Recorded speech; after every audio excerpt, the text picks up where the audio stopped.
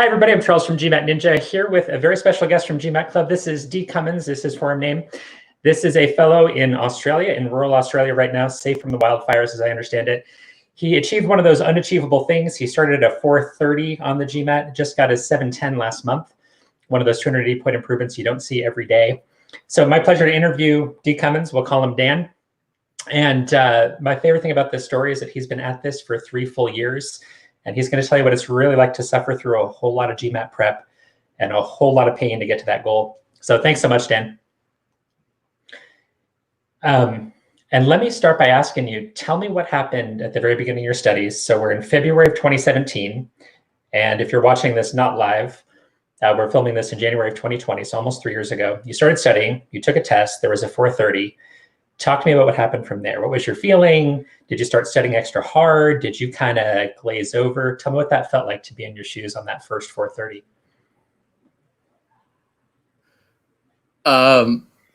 Hey guys, after taking that test, I actually didn't have any idea of what that meant. It's just like, I don't know what a similar analogy would be. I don't know. I had no idea where it stood, so I had no idea of the ramifications that would ensue after that. Did you have a score goal in mind at the very beginning, or did you know which schools you wanted to apply to, or not yet? I had a view to apply to some of the more tech-oriented schools, such as MIT and Stanford and whatnot. And I had a bit of a grasp of what I wanted in the longer term. So I knew that you had to aim for a 700 or thereabouts to even be considered in that vicinity, in the applicant pool, essentially. And how much prep did you do? That was my view, at least. And how much prep did you do before that 430? Was that a test you took totally cold, or did you do some studying first? I recall I took it pretty much cold. It was a Manhattan test. I came in over the weekend, and I just distinctly remember taking a particular part of my office in the city, my consulting firm's office in the city, and I took it and I was exhausted by the end. Like, my brain was just fried. Like, it felt like someone put a magnifying glass over my brain, and I was like, all right, what does this mean? And then what happened? So walk me through sort of the process from there, because I'm sure you couldn't imagine a 3-year odyssey. But after you kind of got rid of that brain fog from that first practice test, did you sit down and start studying really hard immediately, or did you think about giving up right there? Tell me what kind of got you into gear from that point. So from about February to April, I actually also started as a manager at KPMG at the time, and it was a promotion because I had been brought across from a different firm, and there was a lot I had to work on. Like, I had to, basically earn the trust of my partners, and I really focused on my career actually in that time. But in the same time, so February to April, I was actually researching a lot, and I fell victim to the whole, paralysis by analysis of resources. And then I started using, I didn't really think too much of the 430. I remember I made a post in GMAT Club, and I received advice from people. I realized, okay, hey, it's not as easy to make a jump. And after reading some of the official MBA.com articles, which state, that retakers only ever get like a 50-point improvement or something, I thought, oh no, like, this is my MBA dream going down the toilet. Like, I was getting all disheartened. So that's when I started to really think, okay, what do I do? Yeah. And so once you started studying, so one of the questions we've already gotten from the live audience, how many hours were you studying per week? And what materials did you start using right at that very beginning in 2017?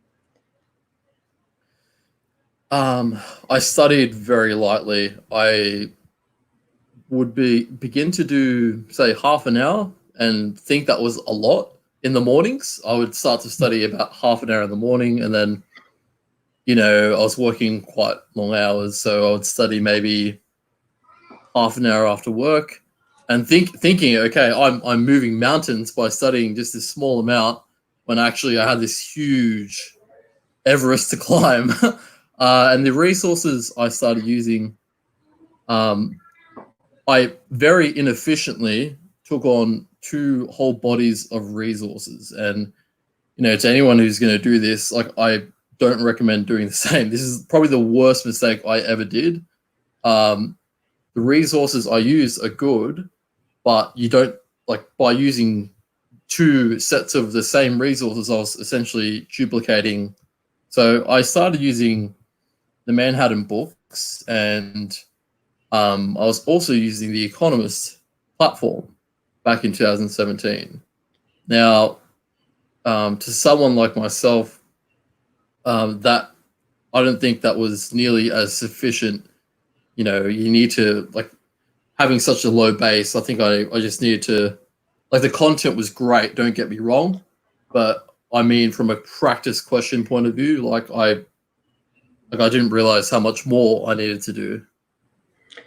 So when did you take your first official test, and what was the score on that? So I began this, you know, inefficient pattern of study through to about August. And at about August, I took, I think, about 4 weeks off, Wow. maybe a bit less, actually, maybe two or 3 weeks. I'd just come off the back of this, like, really, really hard project. I was looking after a lot more than I should have in that project. And I began to prepare for official practice test after this really difficult project. So I was already burnt out going into a full-time prep scene, and basically I think it was either late August or early September I took my very first practice test. I scored a 560, and mind you, before that I was in the library, you know, focusing for like 2 weeks, 8 hours a day. And I had built up this insane anxiety, you know, when thinking about the test, because I was doing everything wrong, thinking I was getting somewhere. And every time I went to go take a practice test, I would think, oh, is this going to be the one that determines whether I should keep the test date or move it? So anyway, I thought that I could. I think I maxed out at a 620 in one of those practice tests, and that would have been by sheer dumb luck, actually. And then I ended up taking the toll, taking a stance and say, you know what, I can go into this test and pull off a 700, and obviously that backfired. And I walked away from that test really, really let down and disheartened, and, you know. And that was the 550, correct? Yeah. Okay, so it sounds like what you're saying, correct me if this is wrong, Dan, you're saying a bunch of mistakes you made early on. So you were working super, super hard at work. So you were burnt out once you kind of took that time off, started prepping. So you're doing light prep while badly burnt out at work with 2 different sets of materials. And then you kind of went full time, which meant the GMAT was all you were thinking about for several weeks, all you were doing all day, every day, which caused more stress, more anxiety, more burnout. And that's part of what led to the 550. Is that fair? Yeah, and to top it off, the leave I did take, because I think I was, you know, a year into my career at that particular firm. I didn't have enough leave, so I ended up taking unpaid leave. So it was all this pressure I put on myself. I was like, oh, you know, I've got no options after this. This is it. And that's the worst feeling ever. Okay, so that was August, September of 2017, 550. Fast forward us a little bit. So when did those scores start breaking? So you started getting into the 600s eventually. How long did that take? What changed for you? Kind of walk us through that path from a 550 guy to kind of be a I think 650 guy on multiple occasions, if I remember correctly. Yep.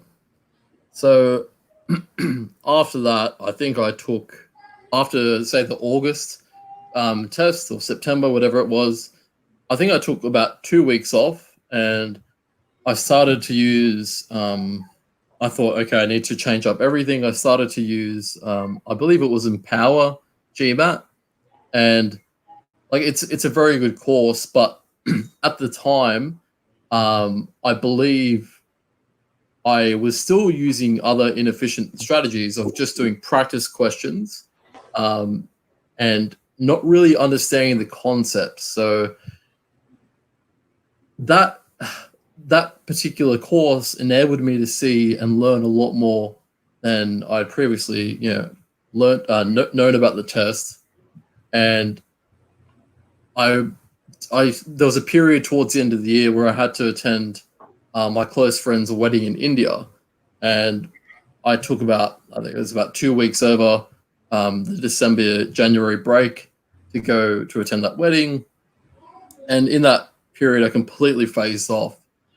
I came back to Australia, and I think one of the very first things I did was take a practice test in this extremely mellowed out state after the holiday. And that practice test, I think it might have been a repeat test, so one of the first ones that I redid.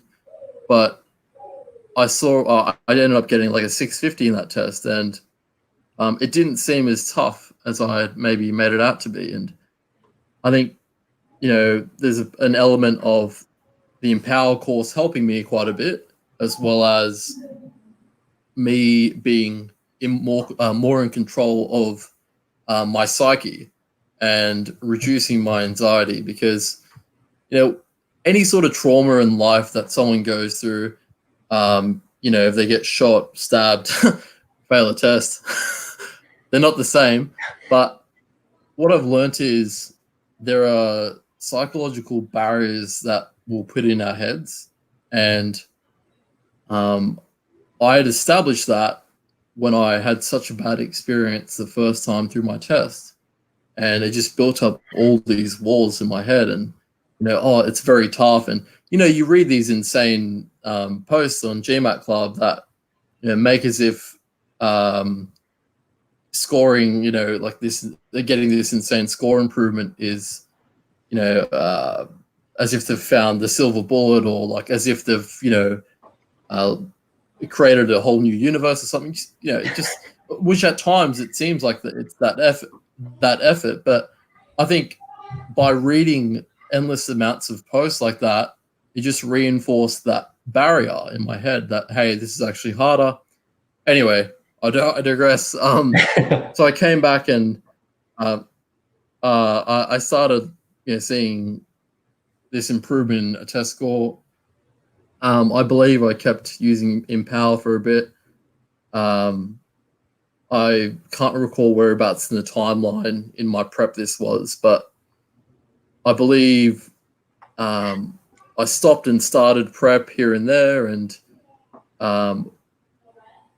it's a bit of a blur what I ended up doing then. I don't think I did much though in terms of prep, because yes, this would have been about, I don't know, maybe 2017 or 18, probably 2018 now. 2017.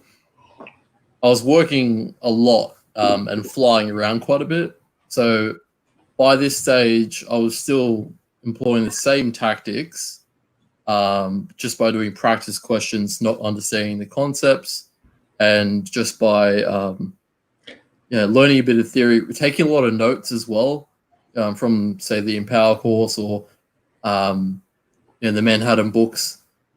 And because I was flying around on consulting projects, I would be waking up at 4:30 in the morning, maybe 5, do an hour of study, and I would I'd walk to the client's office, work until like 9:30, 10 o'clock, all by myself. Actually, this was a solo project at the time. So till 9:30 or 10 o'clock at night. I'd come back. So you're saying Yeah. Wow. Okay. So you're on at that point, you're on a 17-hour day between the studying and the work. Yeah.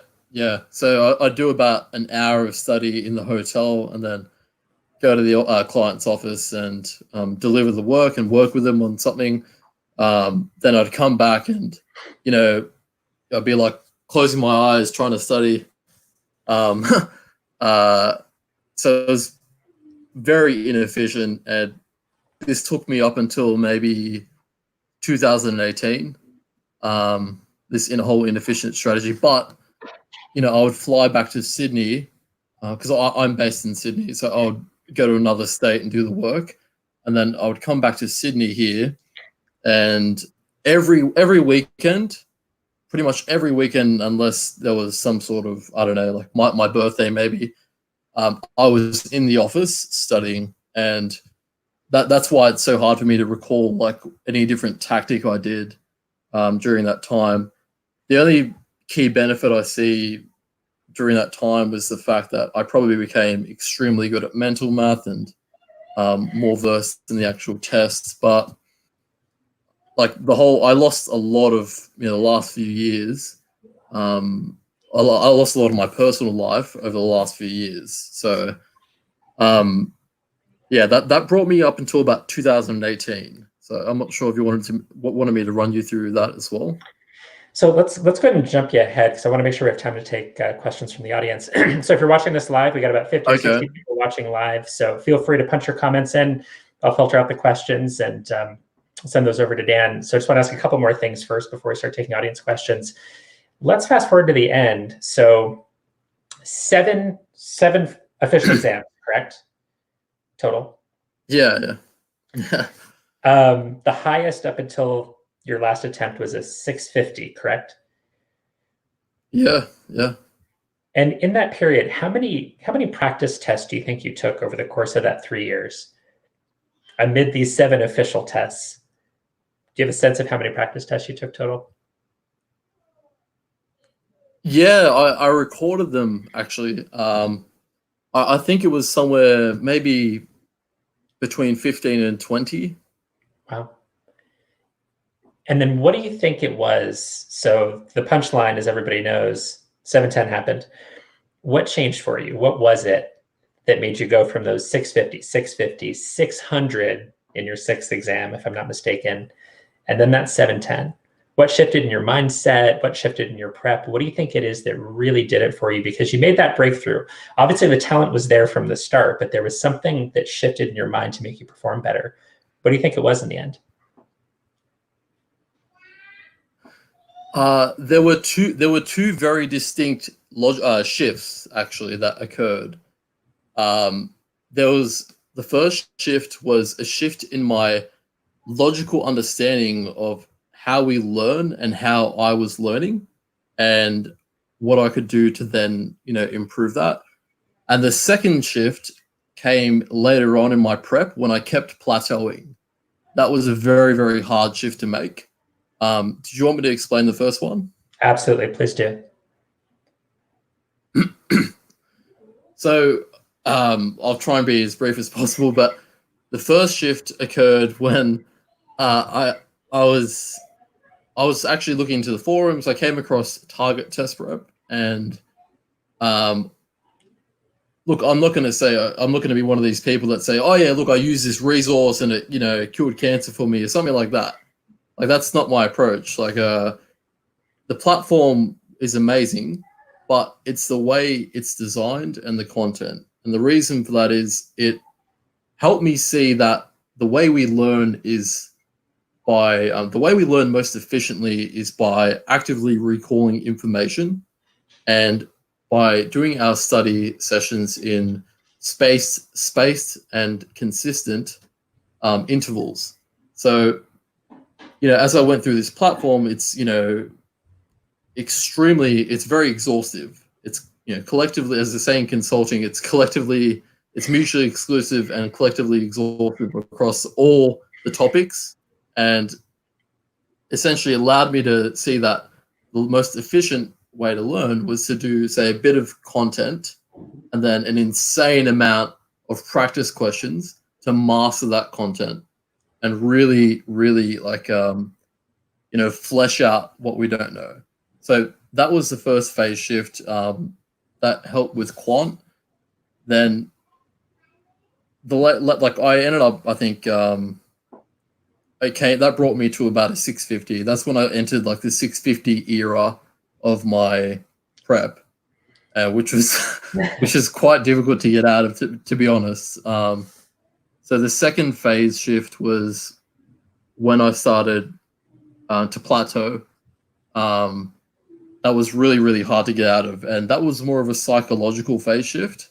So in that particular phase, and I know this happens to a lot of people, and they end up just, settling for whatever score they get, which you shouldn't do. Like, you have to just keep. I was working with Marty Murray from Target Test Prep, and he and I would, chat on a daily basis, and he would, give me all this, wisdom, and like quite neutrally, like he wouldn't be the sort of person that would, flatter me. He'd be like quite, okay, this is like how I look at it and whatever it is. But anyway, he would say he brought me across into like the same approach, a streak method of approaching questions. So I started to train on verbal in particular by answering questions until I would get them achieve a certain streak, say 10 or 15 questions right in a particular subtopic. So say parallelism sub 600 questions, and I would not move on onto the 600 level difficulty questions until I achieved that streak. And that really forced me to execute properly. And psychologically, it's actually quite difficult to work through, but it built up the confidence I had, and it made me look at the test as a game. It really gamified the approach. So I looked at the GMAT as, hey, it's actually a game. Like, you just have to know certain parts of the game and build up areas you don't know, and then go into a test and you're assessing it.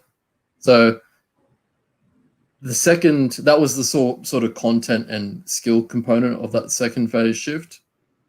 And then what I really did I had to resolve a lot of unconscious inner conflicts I had in myself, actually.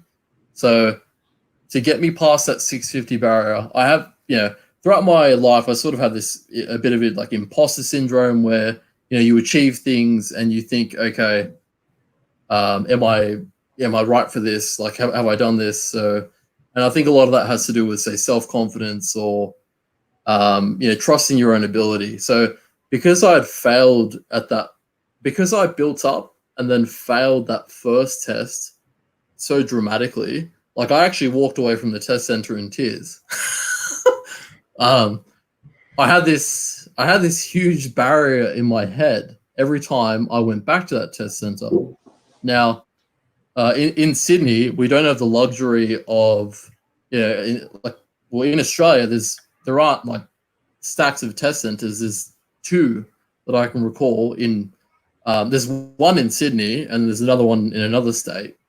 So I kept going back there, and subconsciously, this inner conflict and inner trauma I had would be resurfaced, even if I didn't know about it. And I mean, what I'm saying now may not, sound rational until someone experiences it themselves, but it's 100% true. And this is what really helped me get to break that barrier.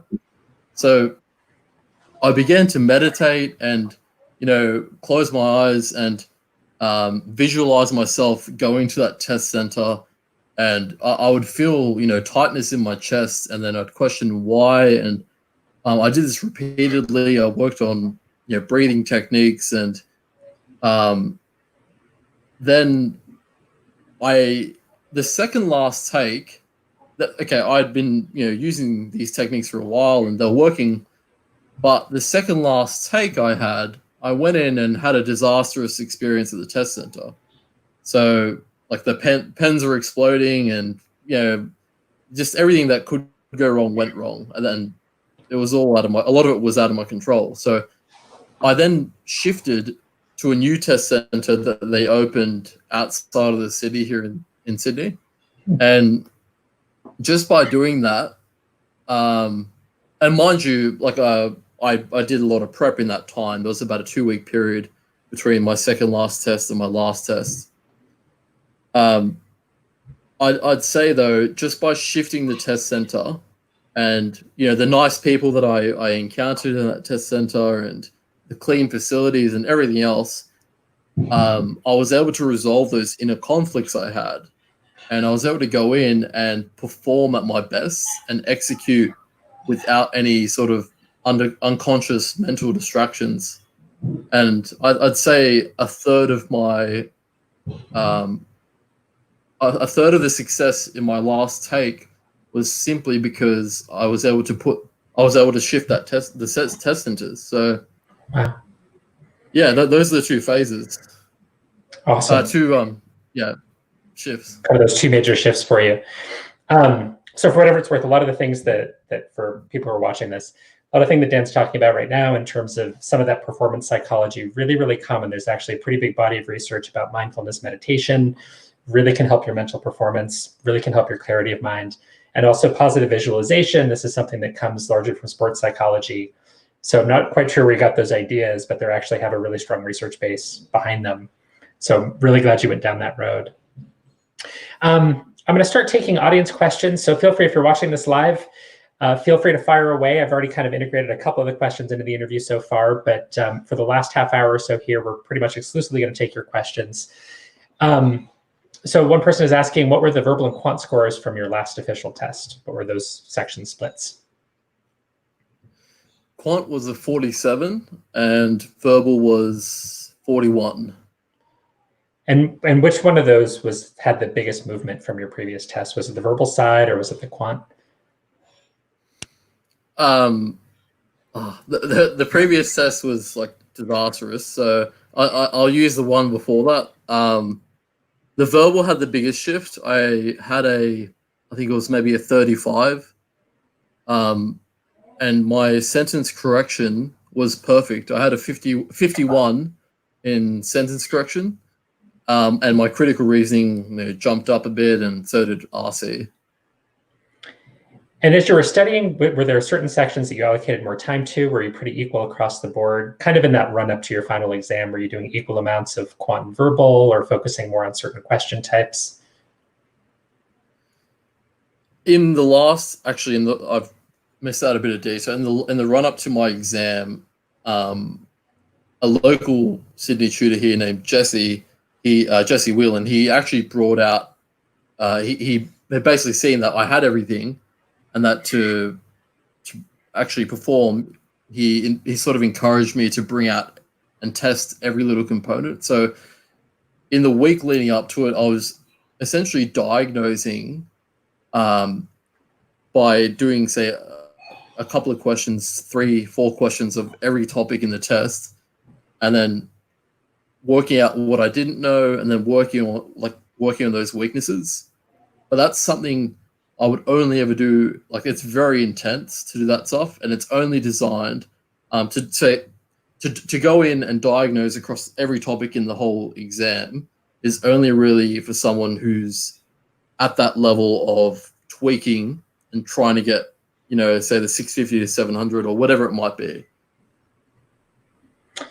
And then you've mentioned a whole lot of different prep materials. So a couple different tutors.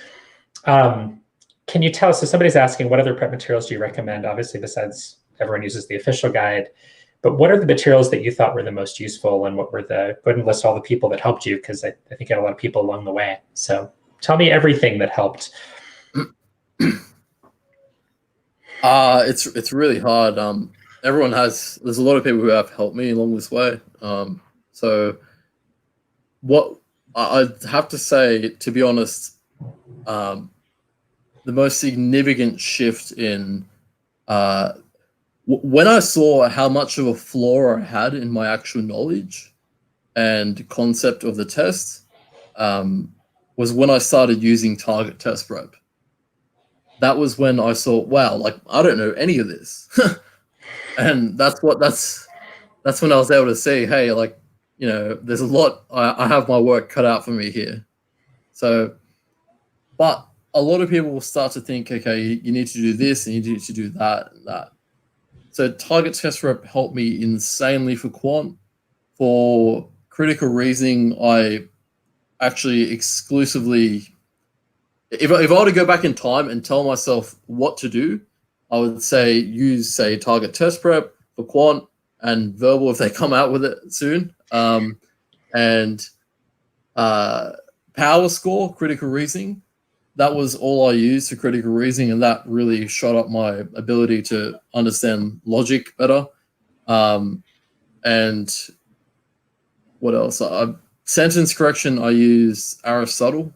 I know a lot of people praise the Manhattan book, but in Australia, we aren't taught those concepts, you know, the concepts of grammar in school as they are. So I found Aristotle sort of dumbed it down a bit for me, for someone like me to understand. And reading comprehension, in all honesty, reading comprehension is one of those ones where, yeah, it's only gonna, one strategy that works for one person will not work for another. But what I found did work was just reading the passage at a moderate pace. Just like people who, sorry, I'll take a step back. Untimed practice was probably the biggest thing that changed my whole prep.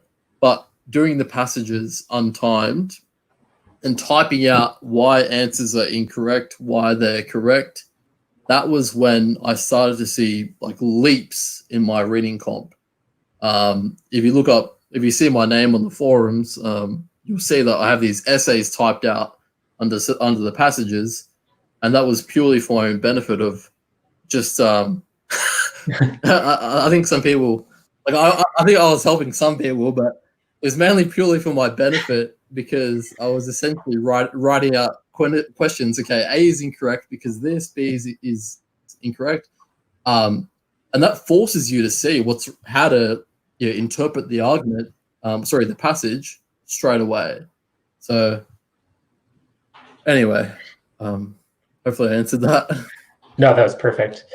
And did you spend any time at all in the integrated reasoning and the writing sections, or did you just kind of let those go and concentrate on everything else? I didn't spend any time on integrated reasoning or AWA, and excellent. I ended up getting a perfect AWA score, but I did pretty badly in IR. I think I got a 3 or 4, but in all honesty, it's partly because I sort of just gave up mentally throughout that portion of the test. So if it comes back to bite me in the ass, well, hopefully it won't. But who knows? Very unlikely. I haven't heard a lot of stories about admissions committees denying people on the basis solely of AWA. So I don't think you have much to worry about. And one of the questions I've been getting is, where do you plan to apply? What are your top choice schools at this point? London Business School was my tunnel vision. Like that's where I wanted to go. I've been working with an LBS alumni, and I saw the transformation he made, and I was just, wow, like, where did you learn this? Like, because I knew him before and after the MBA, because we worked together before and after. But I've thought to myself, you know what, like I would really hate to get this score and apply, and for whatever reason not get an interview or whatever. So I've started to de-risk my application process by applying to some of the US schools. I know that they typically take in I know that there's like higher GMATs and all that other stuff, but at least this way it'll de-risk my application strategy. So some of the M7 schools, and in particular the tech-oriented schools because I have a background in tech strategy, and actually the last 2 years I've been working with a startup in quite a significant way. So excellent. So one of the other questions we're getting about your verbal prep, did you ever exhaust the official questions? And if so, did you use LSAT questions at all? Or what did you do once you started to run low on official questions? yeah, so because I prepared for such a long time, I would see questions and say, oh, it's B, because I already knew the question. So I more than exhausted it. So did I did dabble with LSAT. Yeah. Oh, sorry. I did dabble with the LSAT questions. Yeah, I was a bit careful though. I didn't really touch the reading comp stuff because it was just like, RC on steroids. So I thought it was a bit too much. Yeah. And then how did you use the GMAT Club platform to get the most out of it? And I don't mean this to sound like an advertisement for GMAT Club, but this is legitimately a question from one of the audience members. So there's just this sprawl of information, right? It caused that paralysis for you in the beginning. So tell us how you started to tame that and actually use it to help you a little bit. Yeah, so, I can honestly say, like, I'm not being paid for this, or I'm not getting paid to endorse GMAT Club or anything like that. GMAT Club helped me ridiculously. It's in particular, the search function. What I would do, after going through a little bit of content, say I go through the modifiers chapter in the Aristotle book. After going through that content, I would then fulfill the requirements of that streaks method that Marty and I had developed together to achieve them. So I would go in, do like a bit of content. I'd say 20% of my time was the content, and then 60% of my time was working on these streaks. So I'd use the search function for verbal in particular, and I'd start off by searching for sub 600 questions. I would stick to official guide problems. And mind you, at this stage, I had already exhausted the GMAT prep cats. So I started to look at GMAT prep questions as well. So that's another thing that you can do if you've run out of OG questions, but only do it if you've run out of the GMAT prep tests as well. Otherwise, it'll blow out your score because you'll see repeat questions. But I used the filter function in GMAT Club, and I began to work on these streaks, and I would record, in a notepad document, I would record sub 600, 1 correct, 2 correct, 3, all the way up to 15, repeat. I would post comments on there because in posting an answer to a solution, it actively recalled the information and my thought process, and it would actually expose any if I couldn't articulate why an answer was incorrect, then I didn't know, so it would force me to figure it out why. Excellent. And so we're getting questions about how much you studied. I know I asked this a little bit at the beginning, referring to what happened in 2017. But can you give us a sense kind of over the course of this whole journey from early 2017 to the tail end of 2019, so almost 3 years, how many hours a day do you think on average you studied over that period, or how many hours total? Can you quantify that for us? Because I'm getting a bunch of questions here about, wait, you studied every day for 2 years? It's actually closer to 3, but how much of a break was there in there? Can you give us a sense of that quantity? You know what? The funny and scary thing is, I actually maintained a study log at the beginning of my prep.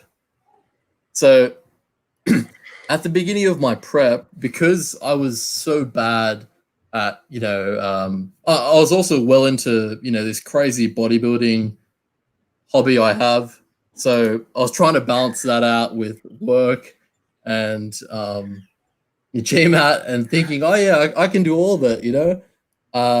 So I kept a study log to build the habit. I just did it out of trying to build this habit, and I've got this pretty elaborate template in which I say Monday, like every day, the whole year, and I've got in there. Okay, today I did. I would record how much I was studying, and I would study in 50 to 75-minute Pomodoros. I'm not sure. You're probably familiar with the Pomodoro technique of taking those breaks and in between. So over the course, I was actually just loading it up on my screen because I've actually got the log in front of me. I can tell you exactly that I studied 2,272 hours over the course of my whole prep. 2,272 hours. Plus or minus.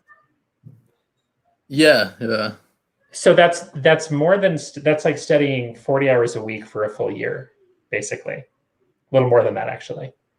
Except you spread it over 3 years. So you were studying somewhere in the neighborhood of 15 hours a week on average over the course of nearly 3 years. That's unreal. Okay, so you did all this while maintaining a job. So first as a consultant, then with a startup. So heavy hours. You're a bodybuilder in your spare time, and you studied 2,272 hours for the GMAT. Yes, I'll caveat this. I'll just close this down. Yeah, I should probably that's no exaggeration. Like I've literally got an Excel spreadsheet. It's got everything in there. It's because I was interested myself to see. I was like, you know what? I've maintained a log. I'm actually curious now to see how much it actually took. But I'll tell you right now that the first 2 years of my prep, I probably went about it. I didn't go about it in an efficient manner. And if I were to do it all again, I'd say that if I went in knowing the tactics I know now, you could probably do it in half a year, maybe a year. I don't know, but a lot less. And in the last year, in the last 6 months of my prep, I focused a lot more on my work, a lot more on my study. So I'm fortunate enough to actually be able to arrange my work in such a way where I can complete it when and where I want. So that flexibility allowed me to do this. Awesome. And we've got this question about where we're located. So Dan you're in rural New South Wales, is that correct? Right now, yeah, rural Sydney. And being asked where I am, I'm actually in Denver, Colorado, USA. So I think we're having a little bit of a lag between Dan and I. So apologies for people watching if there's any technical difficulties, but we're actually in 2 different parts of the world. We've got Australia and the United States here. And there's somebody pushing buttons on the other side in India as well. So you've got 3 continents represented in this broadcast. Next question, based on your 3 years of taking this test, do you have any particular preferences on section order? Did you feel like one section order worked better than the others for you? I think verbal really helped. Taking verbal first did help me. And I swear, I went into one time actually. The second last test take I had, I took Quant first, and for some reason I had this. Maybe it was just the randomized order of the questions that appeared, but it felt as if some of the questions that I saw first were a bit more difficult. But I think that's just a psychological thing, to be honest. Taking verbal first helped me a bit. I don't know. It varies for everyone. What really helped me, actually, I forgot to mention one thing. What really helped me was warming up before taking the test. So I learned that in my later tests. So I saw huge score differences in my practice tests when I warmed up and when I didn't warm up. And on the day of the test, I had on the actual day of my 710, I had a morning exam, 8 a.m. in the morning. I woke up 5:30 in the morning here because it takes like an hour to get there by car. So I woke up and did practice questions, and I actually answered a bunch of easy questions, and I was actually getting them all wrong. Sorry, not all of them wrong. I got like 3 out of 5 or 3 out of 7 or something wrong, and it was very hard not to look at these questions and think, oh, these are easy SC questions. Like I was shaking, like, but I just said to myself, I'm glad I got them wrong here and not at the actual test center. So warming up helped, irrespective of the section order. It really helped. And what was it that made you choose verbal first? Was it just because that took the most energy, or why was that choice the best one for you? Yeah, it's verbals.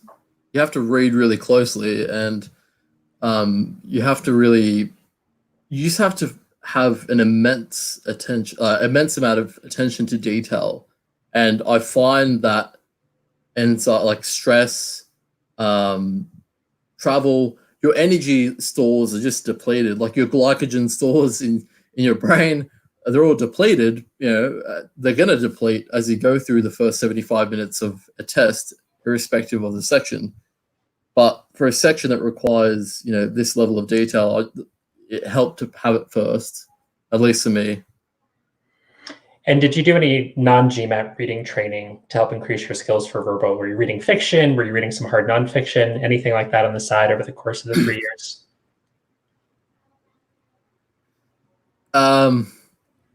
Yes and no.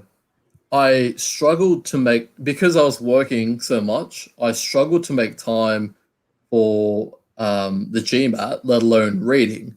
So, but because I was flying around in consulting projects, I would often read during the flight, which happened, say, twice a week. So I don't think that had a huge amount. I don't think that had a huge impact, but it's hard for me to say because in the last test I did, before that, I was reading loosely. I was reading a couple of fairly complicated books. I was reading Daniel Kahneman's Thinking Fast and Slow, or Thinking Slow and Fast. I keep forgetting the name. I'm pretty sure it's Thinking Fast and Slow. Yeah, great book. Yeah.